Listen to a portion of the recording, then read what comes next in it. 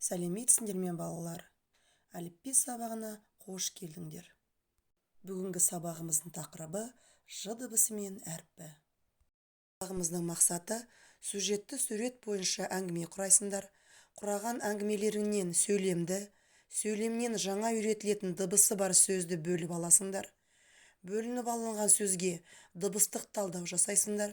Ж дыбысының айтылу ерекшелігін білесіңдер. Оны дауысты, дауыссызға ажыратасыңдар.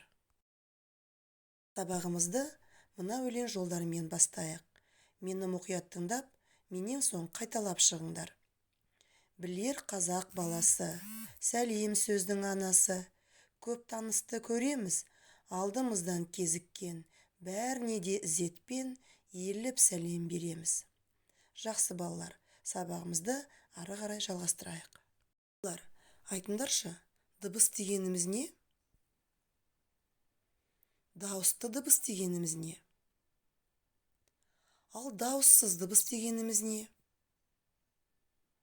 Әріп дегеніміз не? Жарайсыңдар балалар, барлық сұрақтарға дұрыс жауап берді деп ойлаймын.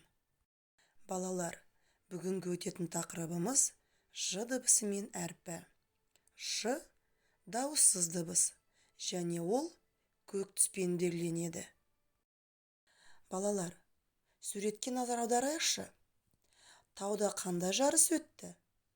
Тауда шаңғы жарысы өтті.